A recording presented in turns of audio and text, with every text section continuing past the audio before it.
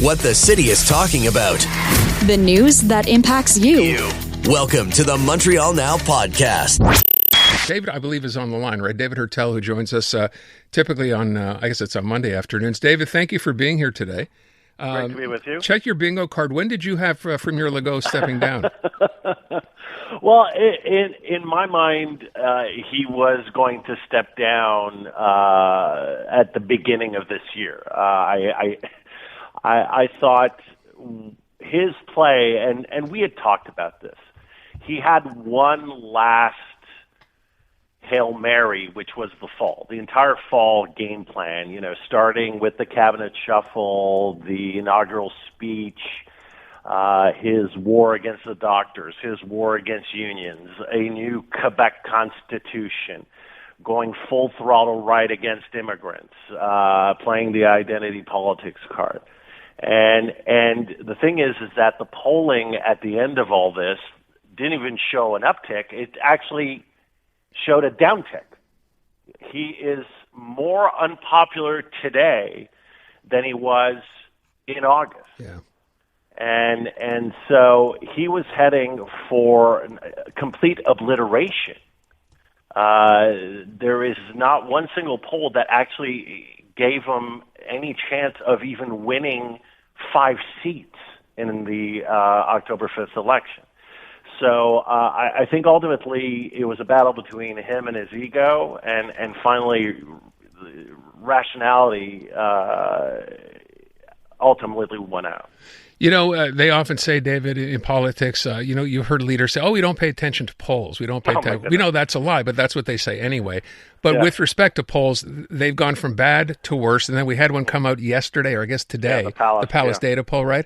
Putting the PQ basically dead last, tied with Quebec Solidaire. Now, I know he didn't write his speech up today, so that didn't necessarily have anything to do with this. I would ask what you think. Was there a straw that broke the camel's back here, do you think?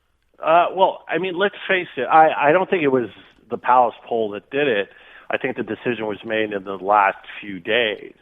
I really think ultimately that he saw the writing on the wall with the ultimate results of the last few polls at the end of the year. There was just nothing there that showed any type of hope. He has, think about this, Aaron, when you talk about unfavorables, first of all, this is an administration that's polled more than any previous administrations. I mean, seriously, they were obsessed with polling throughout the pandemic, and since then, I mean, they were polling constantly. So forget about not being concerned with the polls. But the also major thing about François Legault is that concerning his favorable unfavorables, because that's what you look at primarily when you're looking at maybe is there some hope for me moving forward. He was in the 70s in terms of unfavorables. This is worse than Jean Charest at his worst. Philippe Couillard never even came close to that in the worst of 2018. Neither did Podimao. Even Justin Trudeau, in the worst of the worst at the end of 2024, was not even close to being at 75% unfavorables. And it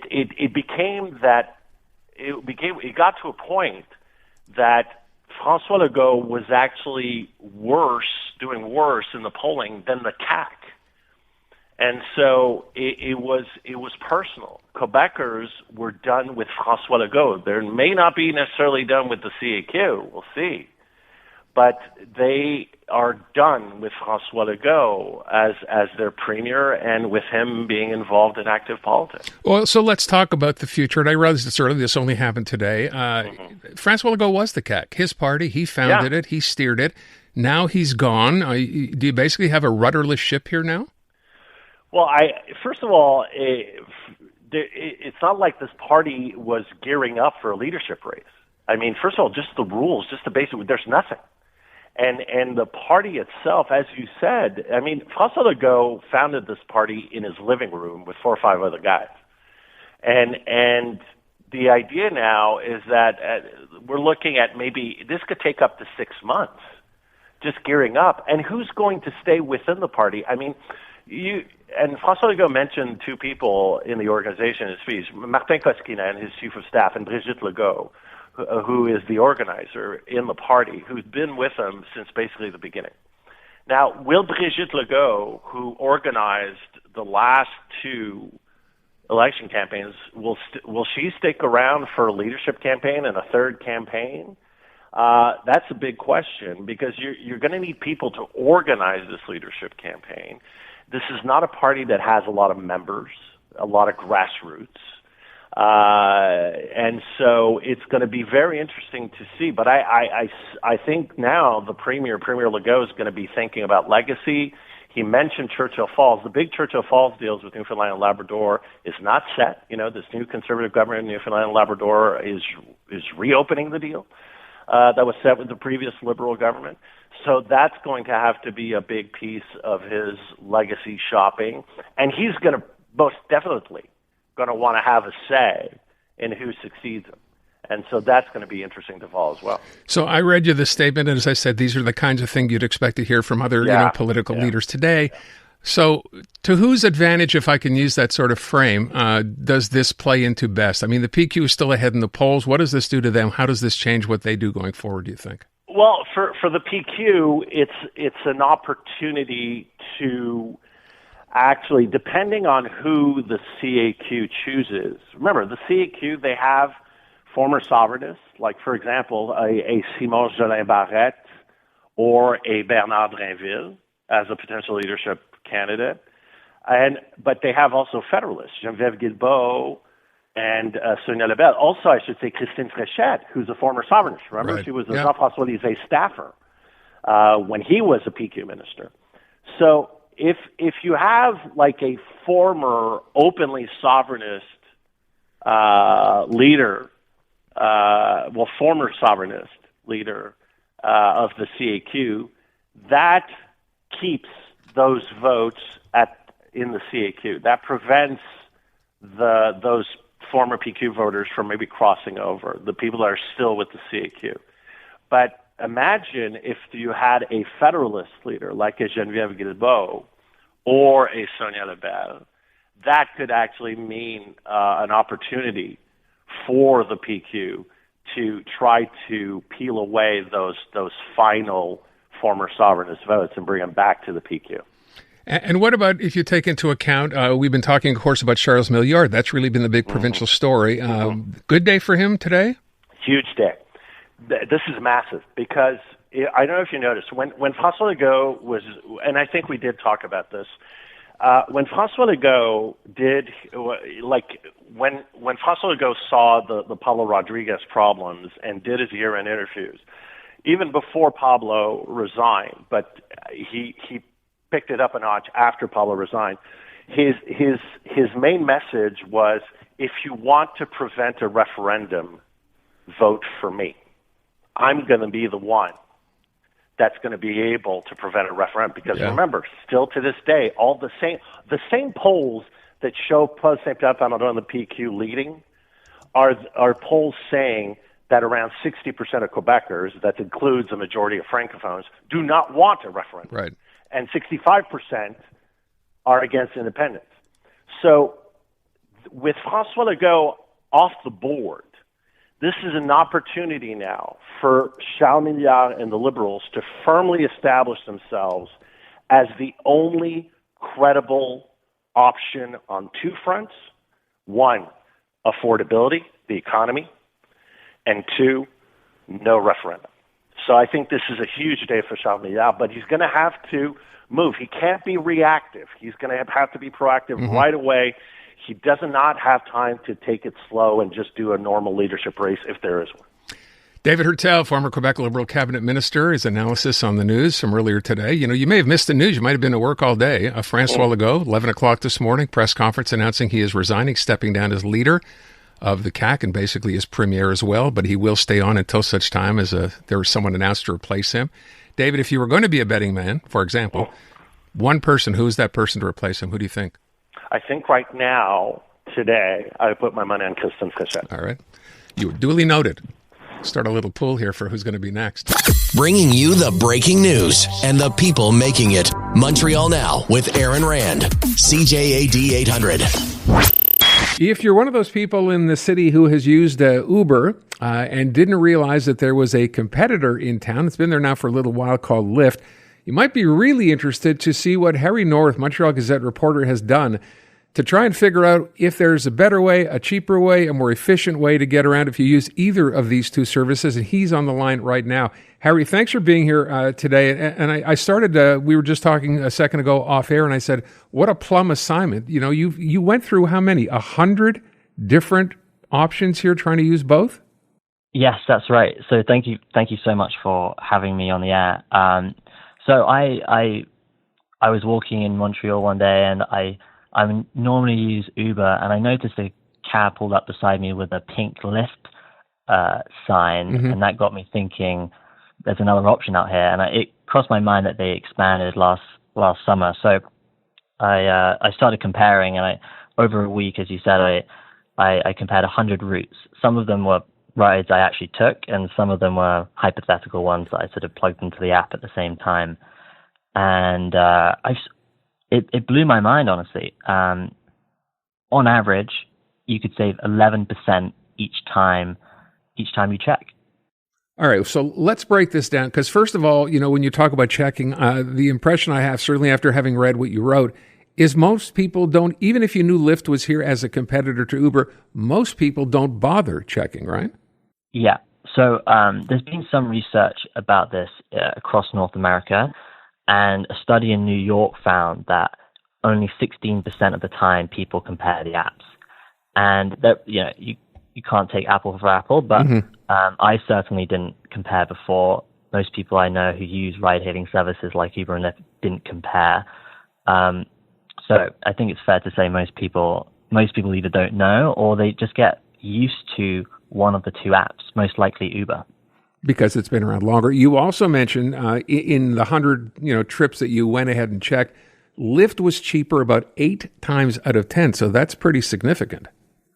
Yes, and that's wild to me. 8 out of 10 times Lyft was undercutting Uber, and that didn't even include the promotions that they are currently putting out and discounts to try and entice people to use their app.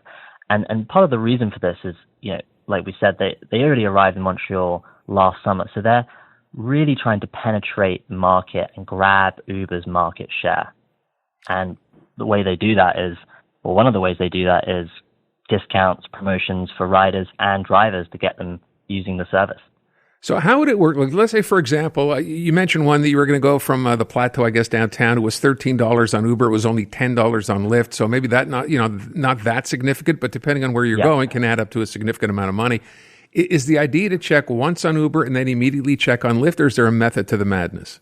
No, there's no method to the madness, I'd say, but just, you know, be conscious of it and to compare the two apps when you looking to go somewhere. It only takes a couple of seconds or maybe up to a minute to compare. And on short rides, it might be $1, $2, $3. Longer rides, it could be larger savings. Over a long period of time, a month, a year, it really does add up. It's the price of a Netflix subscription, an Apple Music subscription. And also, I mean, one thing I didn't mention in the article is that, you know, it takes a few seconds to compare, but the ride is going to take at least a couple of minutes to arrive anyway. So you're not really losing any time by checking another app. You might even get there earlier if the other apps are offering a driver faster. You know, I do remember at the outset, I wanted to try Lyft. I went ahead, booked a ride, and then, 5 minutes later was told, sorry, we have to cancel your ride. And I thought, well, there you go, new service, it doesn't make sense. That's not the case anymore, right? Well, not in my experience. Okay. I think some of this will depend on where you live and where you're calling rides from. And this is kind of part of the reason why people should play around and experiment for themselves, because, you know, it might be the case in one part of town, you consistently get better service than the other. And, you know, one thing that I found is particularly for longer rides, there's better service for Lyft and there's cheaper prices for Lyft. So when you say better service, what do you mean by that? I mean, better cars, bigger cars? What constitutes better service? For the riders, offering discounts, promotions, and lower fares in general. And part of the service of the riders, you want quick service and you want your driver to come as fast as possible and be able to take you where you want to go. And to do that, they need to have more drivers. So one of the ways they're doing that, and one of the ways that the economists told me about is, they will offer bonuses for drivers to get them to go certain places, or they'll push notifications on their Lyft app for drivers to say, oh, if you drive now, you get an extra $5 or $10. So all of that contributes to a better service, and they're able to do that because they effectively have cash to burn. They want to expand into the market, whereas Uber have been here a decade and are more comfortable. I wonder, as I hear you say this too, and someone mentioned this to me, and I don't know that it's true, but let's say you were to check a fare on Uber, right? Then wait a couple of minutes, check the same fare again, same destination, and that somehow the algorithm knows you really want to go. It either charges you more because it knows you really want to get there, or maybe there's a drop in price. Is there any truth to that? Did you discover that? Maybe half truth there. I think what you might be getting on is sort of 2 points. The surge pricing, so you can imagine yourself leaving a Habs game, and if you go 5 minutes before the end, you might get an Uber for $15, but at the end of the whistle, it might be $25, right. And that's because everyone's leaving at the same time. That isn't so much a question of Uber trying to take more money from you, more a question they're trying to solve the scarcity of drivers. 1 minute they need 10 drivers, another minute they need 100 drivers. And in order to do that, they have to effectively persuade these drivers to come across from Montreal to come into that area. And they do that by charging more money, and so the drivers can get more money. Around the city, normally, prices can change every second because it's a dynamic marketplace. The weather, the traffic, the busyness, all of these factors go into the price, and they are constantly in fluctuation. Even just a little bit can change it by $1, a big bit, $10, $15. So those are the types of factors that these services are including. I want to point out the one thing you did point out, which I think will be a huge surprise to people, and that is the longer trips. In this case, a trip to the airport. There is you discovered a huge difference. You mentioned about, Uber, you're wanting to go, for example, from the airport to Fairmount Bagel into the city. 5:30 in the middle of the week, Uber's price was $95. Lyft's price was $40. I mean, that's incredible. It's wild. And I think, this is one thing I discovered. Airport pricing trips operate effectively like a different market to the rest of the city. And that's because, when you arrive in the airport, you may not be from Montreal, you're probably tired, you just want to get home. And Uber have a bigger global footprint than Lyft right now. So if you're arriving in Montreal and you don't know Montreal, you may already have Uber, you may not know about Lyft. That enables Uber to charge more. And there's the caveat as well, Uber has a better location in the airport. So you come out of the departures, the arrivals, and Uber's right there, and Lyft's a 5-minute walk away. So all of that goes together. And like you said, it's a $55 price difference. And speaking on a personal level, when I come out of the airport, my question is, do I take the bus, the $10, or do you want to get home a bit faster and take a taxi or a Uber? If it's $95, there's no way I'm doing that. $35, $40, it's a question.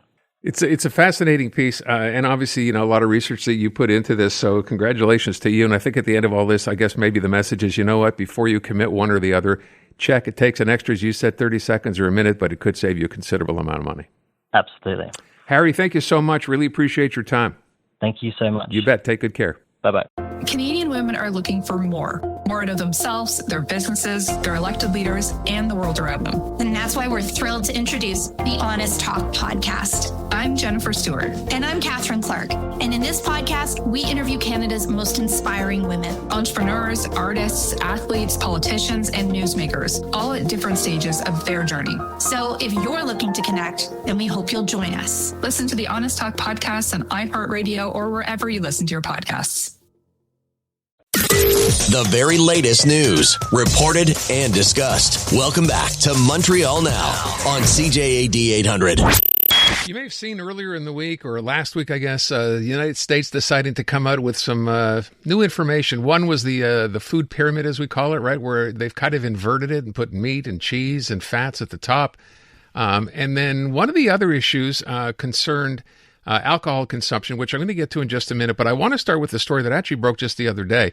So this new U.S. policy coming out of the White House, slashing the number of vaccines that are universally and have been universally recommended to all children, and the effects it may have here. So we wanted to check in. Dr. Chris Labos, cardiologist with a degree in epidemiology and a regular here on CJAD. Of course, you can catch him every Sunday on weekends with Joanne Vrakas at 7:20. And talk about this and actually the other things as well. But let's start with this issue on vaccines, Chris. This is a bit of a different take, and it's significant from what I can tell in the fact that it cuts the number down rather dramatically. Yeah, it is. It's a really big change, and it again, to some degree, we shouldn't really be surprised. When somebody shows you who they are, believe them. RFK Jr. has made no secret of the fact that he is a anti-vaccine person. He's said many things about vaccines which are not factually true. And, as much as he may have tried to pretend like he wasn't going to do this, I think it was pretty clear to all of us that he was going to do this once he was appointed, secretary. And this is the culmination of that. It is, a scaling back of vaccine policy in the U.S. under the guise of being more evidence-based, but it is significant that, every health expert that you speak to about this says the same thing. This is not evidence-based. This is in defiance of what the scientific consensus is. And, it means more kids are going to get sick. So when I say it poses a potential danger to, to people here, to kids here, why is that? How does that apply? Well, so the U.S. policy doesn't apply here, right? The Americans can pass whatever laws they want. They don't change the laws here in Canada, So the problem is that we consume so much U.S. media that we kind of assume it does. A fairly large number of Canadians probably do believe that they have a First Amendment right to free speech, not realizing the First Amendment is not part of the Canadian Constitution. So when you hear something often enough, you start to think that it applies to you. So because we watch U.S. news, because we hear what the U.S. politicians say, it does start to influence Canadian public perception. It won't change the laws, it won't change the official recommendations, but if people hear things like, oh, the meningitis vaccine or the hepatitis B vaccine is no longer recommended for kids, I guess I'll skip this one, not realizing this is in defiance of what Canadian pediatricians and Canadian experts actually recommend. So when I said significant, now you mentioned hepatitis, so it goes from 17 vaccines to 11, and it does not cover, right, in this new recommendation, Hep A, Hep B, influenza, rotavirus, respiratory, RSV, and meningococcal disease. I mean, that's a pretty large group, number one, and ones that we have heard of because they've been prevalent. So even more concerning, I guess, from that perspective. Yeah, and this is the thing. These are serious diseases. You don't see much hepatitis B in newborns anymore because guess what? We vaccinate babies against hepatitis B. I mean, this is the problem with a lot of these arguments. The Hep B one in particular is a fascinating one because they say, why are we vaccinating babies against a sexually transmitted infection? Well, it's because hepatitis B is not just sexually transmitted. It was very common in babies.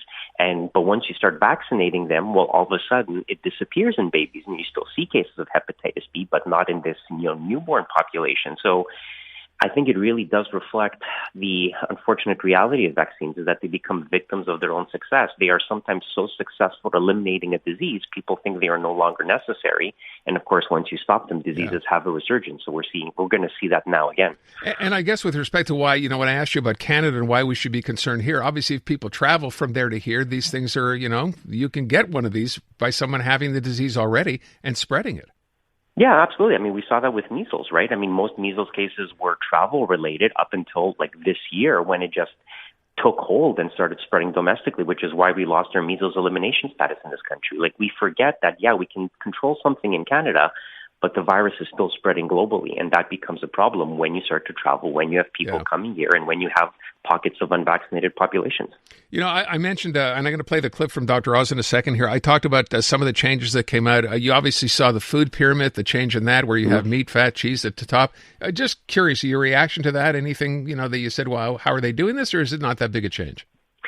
So here's the thing: substantively, the things that they are saying are not really that big of a change. I mean, yeah, they're going hard on meat and fat and eggs, which is bizarre.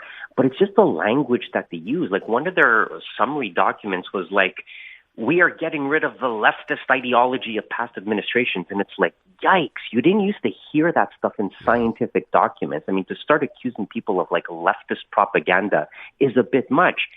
But then they say things that are like not consistent. They say things as like, food equity is a socialist term. What we want to do is to make sure that everybody has access to healthy, like cheap, accessible food. And you're like, isn't that what the word food equity means? It's like they're sort of arguing with themselves, and they're really.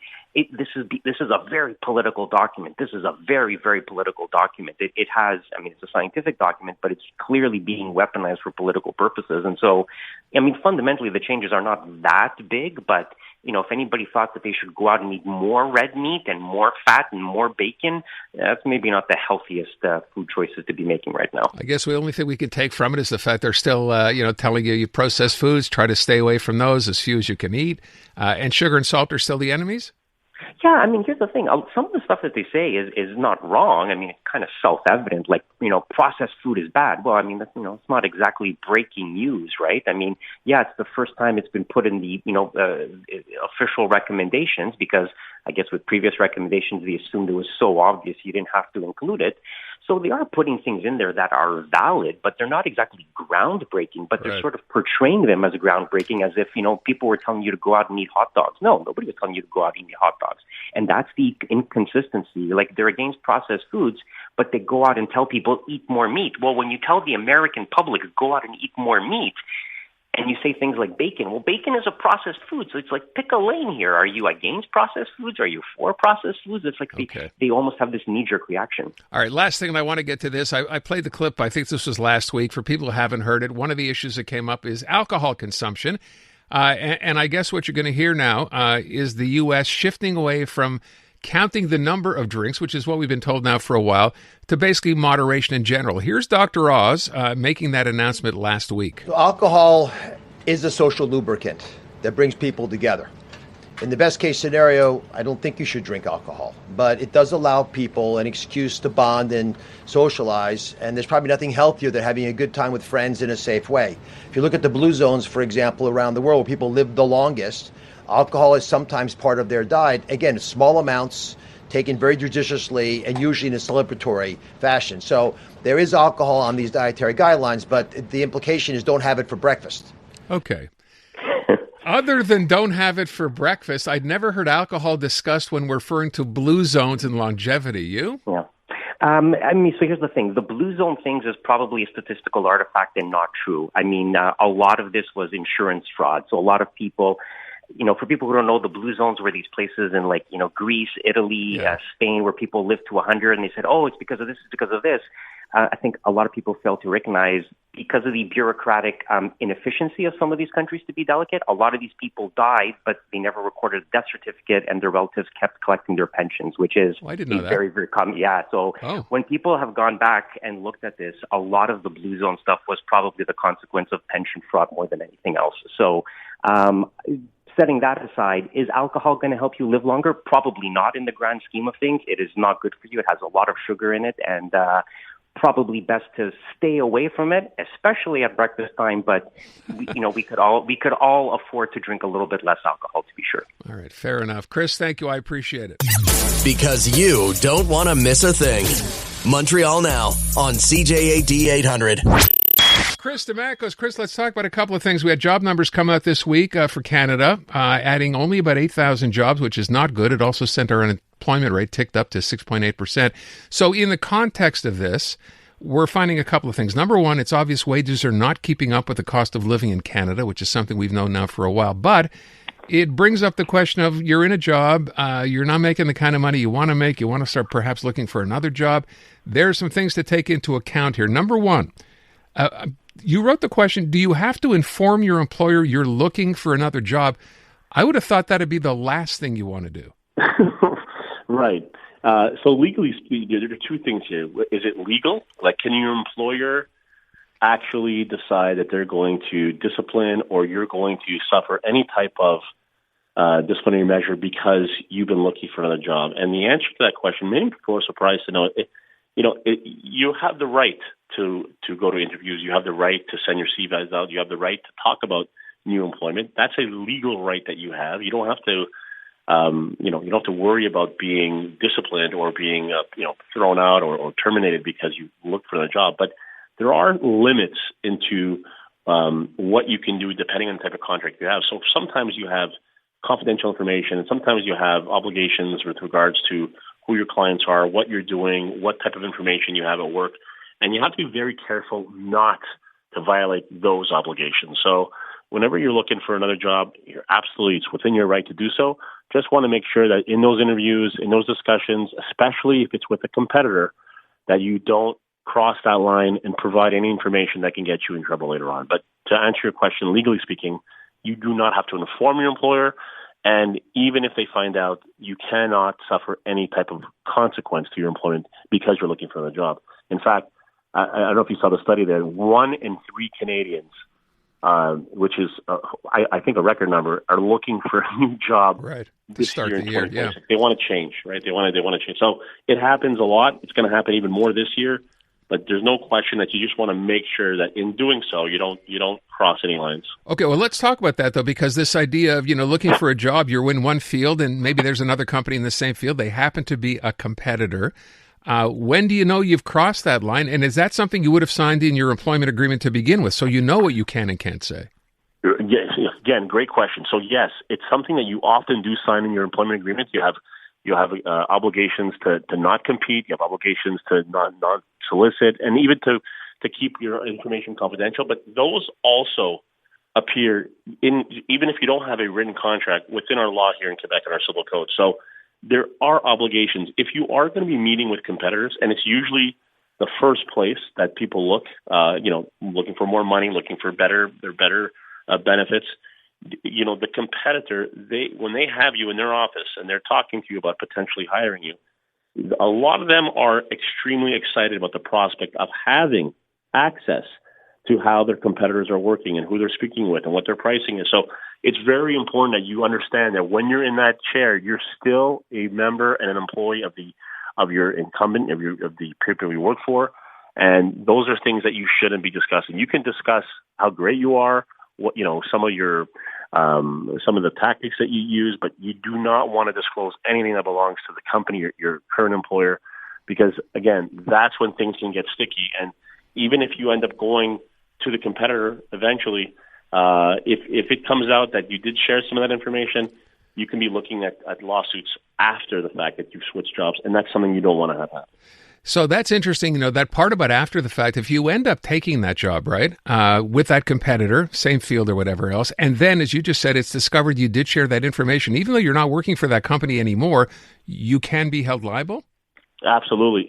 It's probably one of the most common lawsuits that we see in employment law, where one employee leaves and goes to a competitor, and the previous employer is very concerned because, their sales, their profit, all their information, their competitive information that they have, pricing and how they do business and where they source their products from and where they manufacture the product and who they use for their shipping. All this stuff allows companies to be competitive. And if you take that information and give it to an employer, a new employer, so that they can sharpen their pencil and be more cost effective, previous one won't be too happy. So, the question is, how much money do they stand to lose? And if that number gets higher and higher, the probability of them taking legal action increases substantially. And I could tell you those are probably the most contested and the ones that companies are willing to do whatever it takes, not just because this particular employee might be acting in a way to the company's detriment, but they also want to send the message that, if any employees in the company currently are thinking about doing the same thing, they're going to be met with this type of resistance afterwards. So, it's a dual-pronged approach. They want to first stop the bleeding and stop what's happening with the one that left, and maybe send a message to other employees who might be thinking of doing the same thing.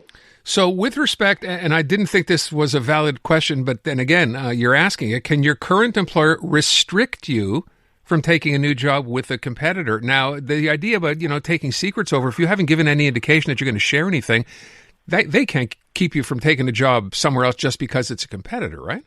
Well, yes. So that's again another important question that's evolving with over time. So this question 15 years ago would be an absolute yes. They can restrict you, and they use non-competes, right? So if you have an employee that's very valuable to you, that represents for you a tremendous amount of profit, whatever that comes in, well, they can restrict you. But as we've gone on, and as employment contracts have generally historically have become shorter and shorter, and there's more movement, the laws have started to restrict non-compete clauses where you cannot work. But in Quebec, it's still valid to have a restriction on where they can work. It has to be limited in how much time it's in effect, limited into geographically where the employee can work. Some companies, they decide to name the actual competitors. They say, hey, you can't work for these 5 competitors or anyone in this particular industry within 5 kilometers of the greater Montreal area, whatever okay. the clause indicates. But for all the employees out there that are in a contract right now where they have these non-competes, they are limited. So your employer cannot be excessive with it. They cannot say, you can't work for 2 years for anyone in this type of business anywhere in North America. That just basically deprives you of your right to earn a living and your right to be able to pay for your mortgage right. and your rent and your growth. So it has to be limited in time and in scope, so that yes, there is some time there for the company to position themselves and replace you and take decisions on how they're going to deal with you after the fact. But it can go to the point where you're not able to earn a living. Last question, which is, I think, kind of interesting as well. Are you suggesting a tip here? If you are looking, speaking of the fact that it's tougher and tougher, right? If you want more money, the tip, is don't talk about salary? Right. I've been involved in these types of negotiations where salary is one of the main reasons why employees are looking to move. And what I've seen is the employees that negotiate terms, negotiate what their responsibilities are, negotiate what their decision-making is going to be at their job. The ones that do a better job at negotiating the structure around their employment always end up making more. And it could be just because of the notice they're going to get when they get terminated. It could be, stuff as simple as vacation time, work hours. The more you negotiate in terms of what your role is in the company, the money follows. And sometimes that means you might take a little less at the front, but because you took the right role and because you defined that role and negotiated the opportunity, 2 years down the line, you'll be making more money than you would have had you taken a job with lesser responsibilities, even if it had a higher salary point. So, I always tell people, this is the time where everyone's looking to find new employment. They're looking to go on interviews. Try to limit the talk to just salary, because if you start negotiating more opportunity within the company, even when it comes to reviews and salary reviews and performance reviews, you want those in your contract. You want to have those so you don't have to go out of your way and ask someone, hey, can we look at my salary again? It's in your contract. It happens every 6 months, and that's the time where you can show what you've done and how you can negotiate a higher price point. So I always say negotiate the contract, negotiate the structure, negotiate all of these other things. You don't have to spend so much time on the money itself. The money is going to follow if the terms are right. Great tip. Chris Dimakos. Chris, thank you so much. The newest tracks. Let's go.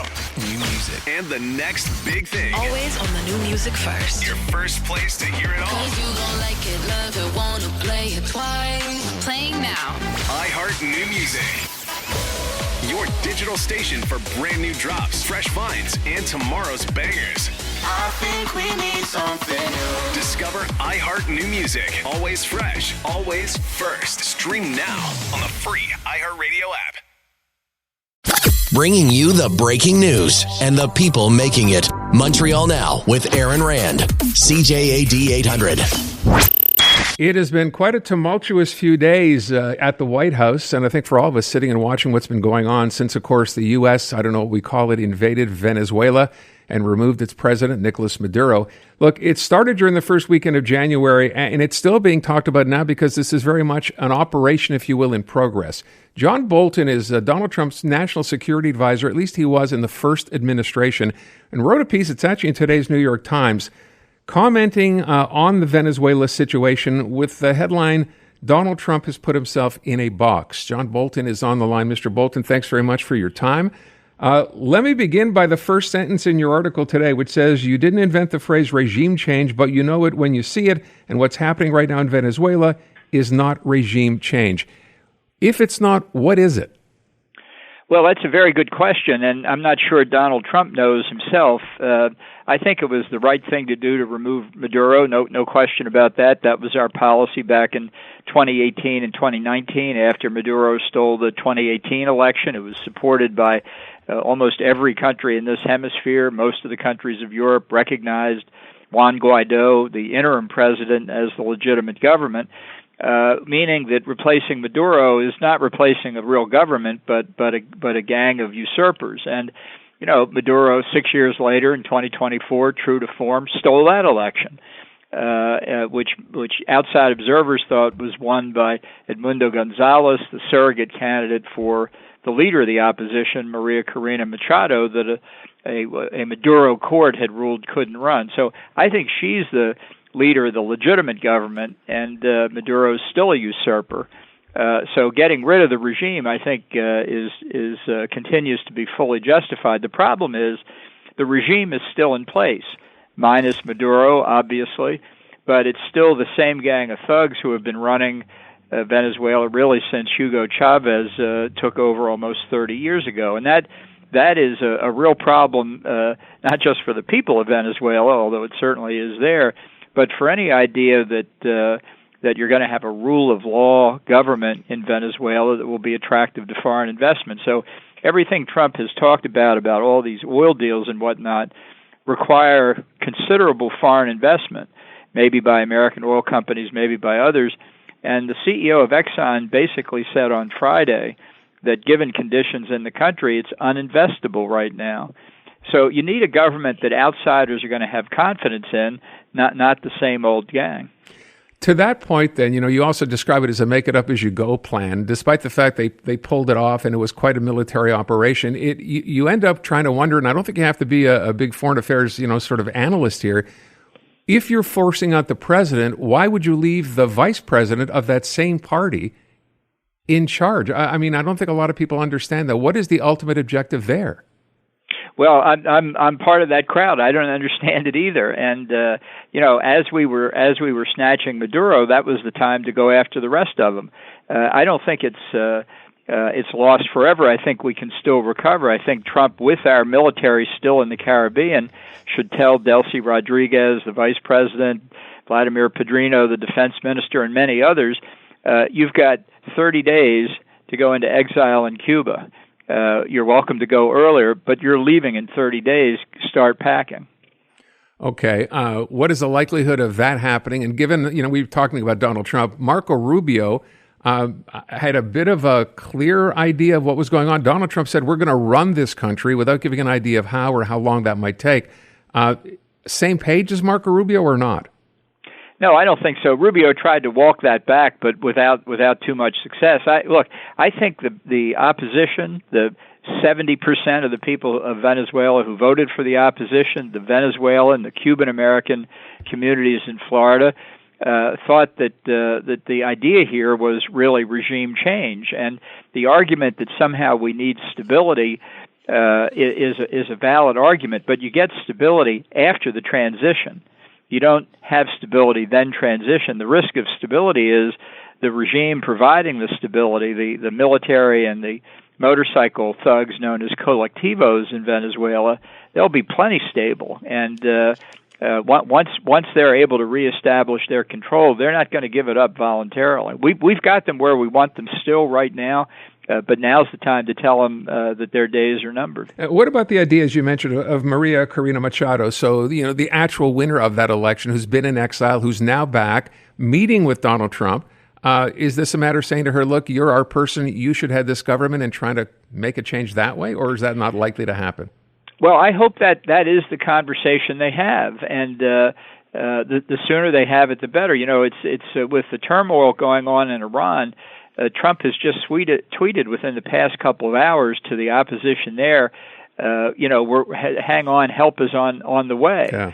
and he says take over the government and throw the Ayatollahs out. Well, that's right. That's what we should do. We should help the opposition in Iran, and it's what we should do in Venezuela too. Well, you brought up Iran there, so that Iran is now very much in the discussion. We know there have been, last figure I saw, at least over 1,000 deaths now carried out by the government. Trump said last week if any peaceful protesters were killed, things would change. Do you think the U.S. is now gearing up to, in fact, go into Iran, or just to work with the opposition to somehow overthrow that regime?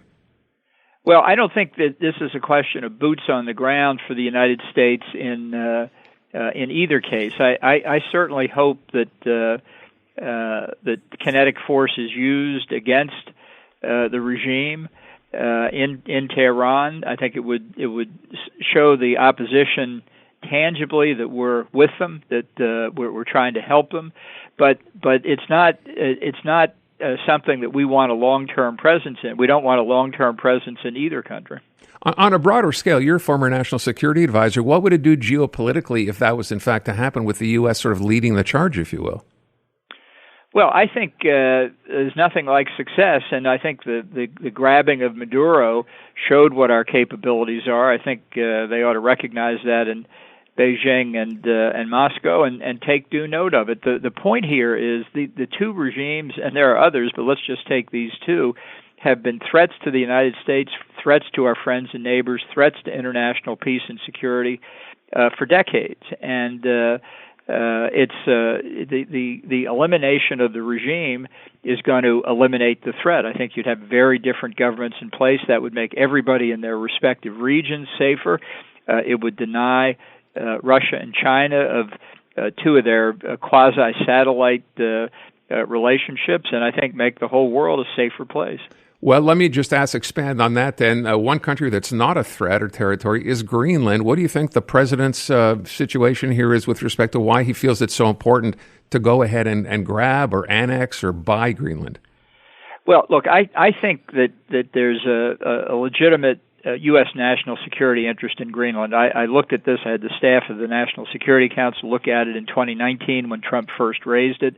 There are plenty of ways to do this without taking sovereignty away from Denmark.